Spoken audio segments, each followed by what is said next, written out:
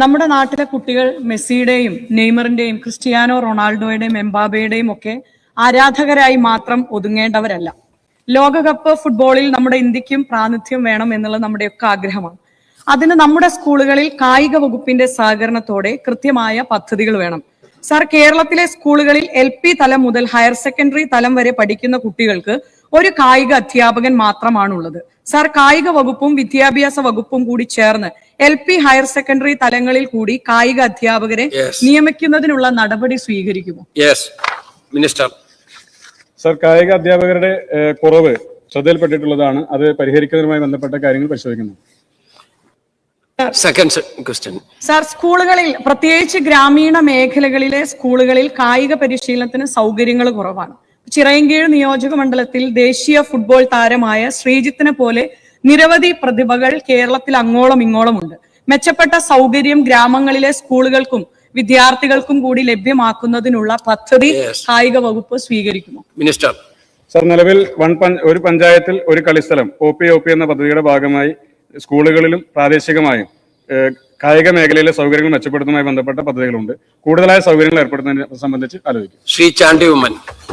Sir, one panchayat one play ground എന്ന പദ്ധതി അത് എത്ര ശതമാനം പൂർത്തിയായി എന്ന് പറയാൻ സാധിക്കുമോ? അത് എങ്ങനെ പരിഷ്കരിച്ച് മുന്നോട്ട് പോകും? ഒപ്പം സാമ്പത്തികമായി പിന്നോക്കം നിൽക്കുന്ന വിദ്യാർത്ഥികൾ നല്ല കളിക്കാരാണെങ്കിൽ അവർക്ക് എങ്ങനെ പ്രോത്സാഹനം കൊടുക്കാം, അവരെ എങ്ങനെ പിന്തുണയ്ക്കാം എന്നുള്ളതാണ്. മിനിസ്റ്റർ.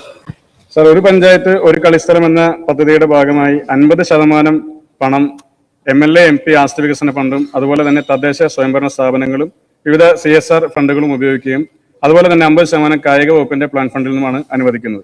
ഇതിന്റെ ഓപ്പറേഷനുമായി ബന്ധപ്പെട്ട ഒരു സ്റ്റാൻഡേർഡ് ഓപ്പറേറ്റിംഗ് പ്രൊസീജിയർ SOP സർക്കാർ പുറപ്പെടുവിക്കുകയും അതിന്റെ ഭാഗമായ പ്രവർത്തനങ്ങൾ മുന്നോട്ട് പോവുകയും ചെയ്തിട്ടുണ്ട്. പക്ഷെ നിലവിൽ 124 കളിസ്ഥലങ്ങൾ മാത്രമാണ് ആദ്യഘട്ടത്തിൽ കണ്ടെത്താൻ വേണ്ടി കഴിഞ്ഞത്. പിന്നീട് 4/2/2026 ഉത്തരവ് പ്രകാരം 30 കളിസ്ഥലങ്ങളും 15/3/2026 ഉത്തരവ് പ്രകാരം 36 കളിസ്ഥലങ്ങളും കൂട്ടിച്ചേർക്കുകയുണ്ടായി. ആകെ 190 കളിസ്ഥലങ്ങൾ മാത്രമാണ് ഇതുവരെ ഐഡന്റിഫൈ ചെയ്തിട്ടുള്ള കളിസ്ഥലങ്ങളുടെ പട്ടികയിലുള്ളൂ.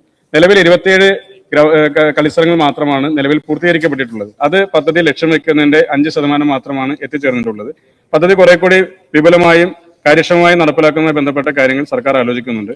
മാത്രമല്ല, ഒരു പഞ്ചായത്തിൽ ഒരു കളിസ്ഥലം എന്ന രീതിയിലേക്ക് വരുമ്പോൾ പ്രാദേശികമായി ഗ്രൗണ്ടുകളുടെ അവൈലബിലിറ്റി ഒരു പ്രധാനപ്പെട്ട ഗുണകരമായ ഒരു കാര്യമായി മാറുകയും ചെയ്യും.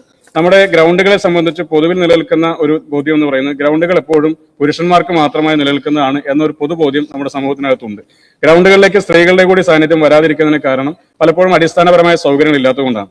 അതുകൊണ്ട് തന്നെ ഒരു പഞ്ചായത്ത് ഒരു കളിസ്ഥലം എന്ന ഈ പദ്ധതി മുന്നോട്ട് കൊണ്ടുപോകുന്നതോടൊപ്പം അവിടെ പ്രാദേശികമായ സ്ത്രീകൾക്കും എല്ലാവർക്കും കൂടി പങ്കെടുക്കാവുന്ന രീതിയിലേക്ക് അതിന്റെ അടിസ്ഥാന സൗകര്യങ്ങൾ മെച്ചപ്പെടുത്തുന്നതോടൊപ്പം തന്നെ ഫ്ലഡ് ലൈറ്റഡ് ആക്കുന്ന കാര്യങ്ങളെ പറ്റി കൂടി സർക്കാർ ആലോചിക്കുന്നുണ്ട്.